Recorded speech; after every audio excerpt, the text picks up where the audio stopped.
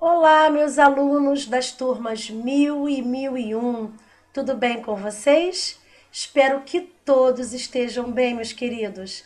Aqui é a professora Andréa Santos, de língua portuguesa. E conforme o combinado lá no nosso roteiro de estudos, hoje nós iremos estudar o capítulo 19, Vozes Verbais.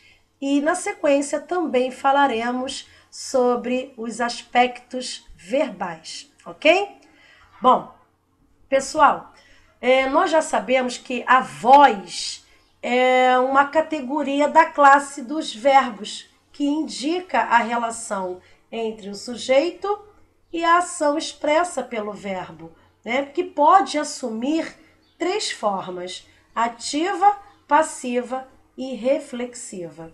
Então, vozes verbais, né? Mais uma vez, eu vou frisar aqui para vocês que é a flexão, né? A voz verbal é a flexão do verbo que indica se o sujeito pratica ou sofre a ação expressa pela oração.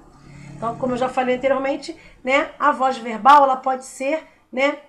De três maneiras, né? Então, existem três tipos de vozes verbais. São elas: voz ativa, voz passiva e voz reflexiva, ok?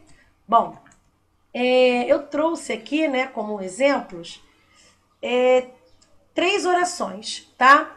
Uma na voz ativa, outra na voz passiva e a outra na voz reflexiva. Bom, Mônica beijou Eduardo. Bom, essa frase aqui está na voz ativa, né? O verbo está na voz ativa. Por quê? Porque Mônica aqui é o sujeito agente, tá? Então, nós vamos entender o quê? Que aqui na voz ativa, né, o sujeito, ele pratica a ação, né? Mônica é o sujeito agente. Mônica que praticou a ação, certo? Foi o sujeito que praticou a ação, ok? Então, o meu verbo beijar aqui, né, a minha oração está na voz ativa. Segunda, Eduardo foi beijado por Mônica. Aqui eu disse que está na voz passiva, né? Porque o sujeito sofreu a ação. Então, o sujeito aqui, o sujeito paciente, né, é Eduardo, porque foi ele quem sofreu essa ação, tá bom? E mais outro exemplo, né?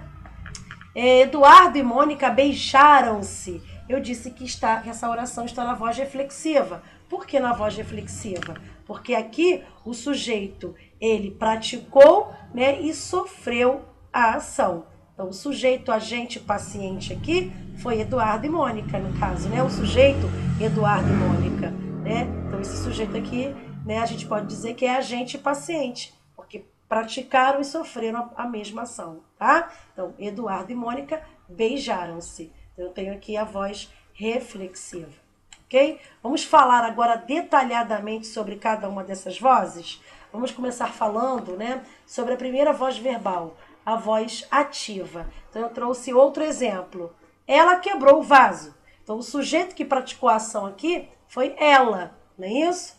Então, eu tenho aqui o sujeito praticando a ação, ela. Por isso que eu disse, né, que eu tenho uma voz ativa dentro dessa oração. Ela quebrou o vaso, ok? Segunda, voz passiva. Na voz passiva, o sujeito ele recebe a ação. Eu falei, o sujeito ele sofre a ação. Então, existem dois tipos de voz passiva, tá, pessoal? Quero deixar isso bem claro. Existem dois tipos, tá? A voz passiva, ela pode se apresentar de duas maneiras, tá? Analítica e sintética, ok? Desculpem. A voz passiva analítica, ela é formada pelo verbo auxiliar conjugado, tá? Ela é formada pelo verbo auxiliar conjugado seguido do particípio do verbo principal, ok? Bom, o verbo auxiliar, ele concorda em número e pessoa com o sujeito, ok? E o verbo no particípio, ele concorda em gênero e número com o sujeito também, ok? Então, como este sofre a ação, é chamado de sujeito paciente. Bom? Então, nessa estrutura, pode aparecer nomeado o agente da passiva. Exatamente, o agente da passiva, tá? Quem ou o que pratica a ação. Então, eu trouxe aqui um exemplo. O vaso foi quebrado por ela. Então, vocês perceberam aqui que eu tenho uma voz passiva analítica. Tá bom, pessoal? Por que analítica? Vocês perceberam aqui que o vaso é o meu sujeito, tá bom? É o meu sujeito paciente, tá bom? Foi quebrado por ela. Perceberam que eu tenho aqui uma locução verbal? Foi quebrado. É uma locução verbal. Formado por quê? Formado pelo simples fato, né? Ele é formado pelo um verbo auxiliar, que no caso aqui está conjugado, né? Está flexionado no passado, foi, e também pelo verbo de ação no particípio, quebrado. Então, foi quebrado é minha locução verbal, tá bom? Então, foi quebrado por quem? Por ela. Esse por ela é o meu agente da passiva, tá? É o agente da passiva que exprime o fato, né? Por ela. Então, por ela que é o meu agente da passiva. Tá bom, pessoal? Então, eu tenho aqui a minha voz passiva analítica, ok? Ó, outro tipo agora, voz passiva sintética. Eu trouxe um exemplo. Quebrou-se o vaso. Então, vocês perceberam aqui que o verbo, na forma verbal quebrou, se encontra na terceira pessoa do singular, acompanhado, né, da partícula se. Perceberam? Então, essa voz passiva sintética, ela também é conhecida como voz passiva pronominal, tá? Ela é formada pelo verbo, né, geralmente transitivo, tá, pessoal? Na terceira pessoa, concordando em número com o sujeito, seguido do pronome apassivador se, que é esse pronome se, que é essa partícula se. Então, quebrou-se o vaso, tá? Eu tenho a minha voz passiva sintética, ok? Foi? Bom, terceiro, voz reflexiva. A voz reflexiva, pessoal, né, é quando o sujeito pratica e recebe a ação. Exemplo, o menino feriu-se. Então, o menino ele praticou e recebeu a própria ação. Então, o verbo aqui, a forma verbal feriu-se, ela está na voz reflexiva, ok? Eu coloquei uma observação. Não confundir não confundir o emprego reflexivo do verbo com a noção de reciprocidade. Exatamente. Observe esse exemplo aqui. Os lutadores feriram-se. Então, o sujeito aqui, os lutadores. Né? Subentende-se que tem mais de um lutador, não é isso? Então, os lutadores feriram-se, ou seja, feriram-se um ao outro. Olha só a ação, né, do verbo, a voz reflexiva recíproca. Né? Eles, né, feriram-se, ou seja, um ao outro. Subentende-se que tem mais de um lutador. Então, todas as vezes que o meu sujeito, né, expressar, né, uma ideia de plural, tendo mais de um, né, de um agente, vamos dizer assim, dentro do meu sujeito, né, os lutadores, subentende-se que é mais de um, não é isso? Então, vai dar essa ideia de reciprocidade. Né? Os lutadores feriram-se, ou seja, um ao outro. Então, reflexiva recíproca. É bem diferente né, do exemplo acima. O menino feriu-se. Então, o menino, o sujeito, o menino, só tem um único núcleo e esse núcleo expressa singular. É uma pessoa só. Então, ele praticou e recebeu a própria ação. Então, é só a voz reflexiva. O menino feriu-se. Então, a forma verbal feriu-se realmente é somente uma voz reflexiva. Agora, quando eu tenho dentro do meu sujeito uma ideia de plural, ou seja, mais de um sujeito, mais de uma pessoa, né? Aí a forma verbal feriram-se, né? Dá ideia de um ou outro, né? Feriram-se um ao outro. A ideia dá essa ideia de reflexiva recíproca, né? Essa ideia de reciprocidade. Ok, pessoal? Bom, eu trouxe aqui outro exemplo. Carlos vende roupas. Bom, esse exemplo está na voz ativa. O sujeito agente aqui, né, que praticou a ação, né, o sujeito Carlos. Vender aqui é um verbo transitivo, direto. Roupas, no caso aqui, é o termo paciente, né? É o objeto direto dessa oração. Né? Carlos vende o quê? Roupas. Então, roupas aqui é o termo que atua como objeto direto. Então, eu tenho aqui a minha frase na voz ativa. Roupas são vendidas por Carlos. Essa frase já está na voz passiva analítica. Por quê? Porque roupas, que lá em cima era o objeto direto, né? Passa a ser agora o sujeito paciente. Roupas são vendidas por Carlos. Perceberam que são vendidas é minha locução verbal, formada pelo verbo auxiliar, são, né, que está flexionado, e o meu verbo de ação que está no particípio, vendidas, não é isso? Por Carlos é o meu agente da passiva. Então, eu tenho aqui a minha voz passiva analítica. Roupas são vendidas por Carlos, ok? Terceiro exemplo, vendem-se roupas. Aqui eu tenho a minha voz passiva sintética. Por quê? Porque o meu verbo vender aqui está acompanhado de um pronome apassivador, que é o pronome se. E roupas é o meu sujeito paciente. Então, vendem-se roupas está na voz passiva sintética, ok? Bom, trouxe aqui uma observação, tá? Nós vamos falar de transposição, né? Transposição, a passagem da voz ativa para a voz passiva e vice-versa. Então, pessoal, para transformar uma oração que está na voz passiva sintética para a voz passiva, né, analítica, depois nós iremos ver também a transposição da voz ativa para a voz passiva, tá bom? Então, vamos ver aqui primeiro, para transformar uma oração que está na voz passiva sintética para a voz passiva analítica, o verbo precisa ser transitivo direto, tá, pessoal? Caso contrário, não terá como transformar a oração em voz passiva analítica, tá bom? Então, percebam só esses dois exemplos aqui.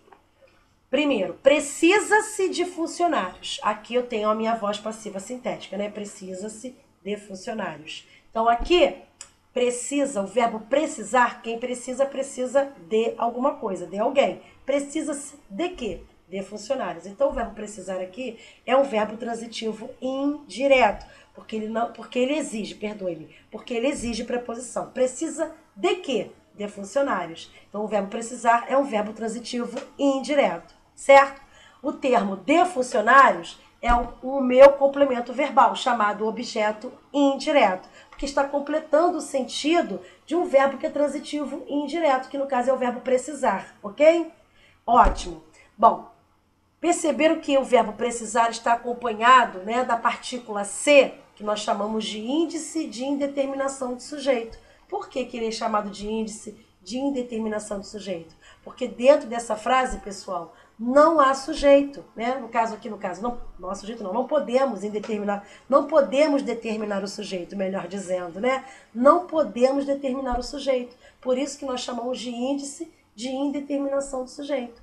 Precisa-se, alguém precisa, senão não sabemos quem precisa, né? Alguém precisa de funcionários, não é isso? Então, se eu tentasse passar essa oração, né, para a voz passiva analítica, não daria, não teria como, porque não existe a expressão de funcionários são precisados, não existe essa forma, tá? Não tem sentido, fica sem sentido. Por isso que a estrutura precisa-se de funcionários, nós temos aqui, né, somente a voz passiva sintética, mas não tem como transformá-la em voz passiva analítica. Tá, perdoe. Exatamente, não tem como transformá-la em voz passiva analítica. Por quê? Porque aqui eu tenho um verbo que é transitivo indireto. E ele está acompanhado de uma preposição, né? De um objeto indireto. E esse se, ele é índice de indeterminação de sujeito, porque aqui não tem como determinar o sujeito. Tá bom? Alguém precisa, nós não sabemos quem, alguém, né? E o verbo precisa aqui realmente está conjugado na terceira pessoa do singular, mas ele é um verbo transitivo indireto, o que me impossibilita a transposição para a voz passiva analítica, ok? Agora, observe o segundo exemplo. Contratam-se professores. Contratam-se, né, professores. Aqui eu tenho a minha voz passiva sintética. Sim, mas eu consigo fazer essa transposição para a voz passiva analítica. Porque, observem só, eu posso dizer que os professores são contratados. Então, quem é o sujeito? Os professores. Então, contratam-se professores, realmente tem sujeito. O sujeito são os professores. Porque quando eu faço essa transposição para a voz passiva analítica, eu consigo identificar o sujeito. Os professores são contratados. Então, eu consigo passar para a minha voz passiva analítica. E a minha voz passiva analítica é essa daqui. Professores são contratados. Então, vocês podem perceber que quem contrata, contrata alguém. Contrata quem? Os professores. Então, o verbo contratar aqui é um verbo transitivo direto. Ele não exige preposição, tá? Sendo assim, essa partícula C é chamada de quê? De pronome apassivador. Esse pronome passivador me permite fazer essa transposição da voz passiva sintética para a voz passiva analítica. Então, contratam-se professores, o sujeito aqui é professores. Por quê? Porque professores são contratados. Eu tenho aqui a minha oração na voz passiva analítica, tá? E já identifiquei o sujeito, que no caso são os professores, ok? Agora sim, vamos falar da transposição da voz ativa para a voz passiva analítica. Observem só esse exemplo. Clarice Lispector escreveu A Hora da Estrela. Então, Clarice Lispector aqui é o sujeito, é o agente, né, que praticou a ação. Escreveu aqui é o verbo transitivo direto, não exige preposição. A Hora da Estrela é meu complemento verbal, que nós chamamos de objeto direto, certo? No caso aqui é o termo paciente, ok? Agora vamos fazer a transposição dessa frase que está na voz ativa para a voz passiva analítica. A transposição vai ficar assim, ó. Clarice Lispector, que lá na voz ativa era o sujeito agente, vai passar a ser o meu agente da passiva, tá? Isso na minha voz passiva analítica, ok, pessoal? E a Hora da Estrela, que antes, lá na voz ativa, era o meu objeto direto, né? Era o meu termo paciente, agora vai ser o meu sujeito paciente na minha voz passiva analítica. Então, a minha oração na voz passiva analítica ficou assim. A Hora da Estrela foi escrita por Clarice Lispector. A Hora da Estrela agora vai ser o sujeito paciente e por Clarice Lispector vai ser a minha agente da passiva, tá? A minha agente da passiva. E aqui no meio tem a minha locução verbal, foi escrita, né? O meu verbo auxiliar, né? Foi, né? Que está aqui flexionado, né, no passado, está flexionado no passado, e escrita, que no caso é meu verbo escrever na sua forma particípio, é o particípio irregular, né, foi escrita. Ok, pessoal? Então eu tenho aqui a minha voz passiva analítica, ok? Bom, agora vamos falar dos aspectos verbais. Pessoal, não vamos mais falar, né, sobre os tipos de vozes verbais. O nosso assunto agora, que nós vamos abordar, né, eu vou trazer o conceito para vocês, o que é o aspecto verbal, tá? O que são os aspectos verbais, né? Bom, como já foi exposto que a categoria tempo localiza um acontecimento no presente, no passado ou no futuro, né, tendo-se sempre como referencial o momento da fala, né, que no caso, tudo que está sendo dito no momento da minha fala é o presente. Tudo que ocorreu em um momento anterior à minha fala é passado. E tudo que ocorrerá em um momento posterior à minha fala será o futuro. Tá? Então, o aspecto verbal, pessoal, ele exprime de forma significativa, mais do que a localização de um acontecimento na linha do tempo, ele exprime também a duração do processo. Exatamente, a duração do processo indicado pela ação verbal, tá? No caso, o seu decurso, né? Ou o modo como se dá uma determinada ação, tá bom? Então, vamos ver aqui o primeiro, o aspecto perfectivo, tá? Então, o aspecto perfectivo, também conhecido, né, como aspecto concluso, é quando eu tenho o verbo no pretérito perfeito, né? A ação perfeitamente concluída. Vamos dizer assim, né? É o processo apresentado em sua totalidade, com começo, meio e fim. Bom? Então, eu trouxe aqui um exemplo. Maria leu o texto em 25 minutos. Então, eu tenho aqui um processo que durativo, né? Maria caminhou ontem no parque. Então, tenho aqui um aspecto pontual. Então, eu tenho um aspecto perfectivo. Ok? Bom, perceberam aqui que o verbo ler e o verbo caminhar, né? Leu, caminhou, se encontram no pretérito perfeito, tá? Então, mostrando assim uma ação perfeitamente concluída. Ok, pessoal? É o aspecto perfectivo, tá? Ele mostrou aqui, né, a durabilidade, a duração, né? No caso, durativo, ele pode ser durativo ou pontual também. Então, vamos lá. Aspecto imperfectivo. Imperfectivo, também conhecido como inconclusivo, né? Inconcluso, vamos dizer assim, né? Então, o verbo aqui apresenta marcas da duração do processo, né, ou de sua quantificação, que no caso é um acontecimento que pode estar em curso, na sua fase inicial, né, ou na sua fase intermediária, ou até mesmo na sua fase final, né, e ser repetitivo. Então, o tempo verbal característico aqui, pessoal, é o pretérito imperfeito, tá? Então, preste atenção, o aspecto imperfectivo, o processo verbal, ele é incompleto, tá? Prolongando-se por tempo não determinado, tá bom? Então, observe esses dois exemplos. João cantava desde criança. Perceberam que aqui o aspecto é imperfectivo? O processo verbal ele é incompleto, né? Depois, outro exemplo. Continua a indisciplina naquela classe. Então, aqui também nós mostramos que esse aspecto é imperfectivo pelo fato do processo verbal estar incompleto. Ok? Vamos prosseguir. Aspecto incoativo, também conhecido como aspecto inceptivo. Aqui ele faz referência ao início do processo, tá? Podendo ou não remeter ao seu desenvolvimento gradual, tá? É o início, né, de determinada ação ou de uma determinada enunciação. Então, eu trouxe três exemplos. Três exemplos. Vamos ler aqui o primeiro. Calmamente, vírgula, lançou-se ao mar. Então, aqui eu tenho um aspecto incoativo, tá bom, pessoal? Porque faz referência ao início do processo, podendo ou não, né, remeter ao seu desenvolvimento gradual, tá? Segundo, começou a falar como um tagarela. Então, aqui eu tenho também um aspecto incoativo, né, mostrando o início de uma determinada ação, né?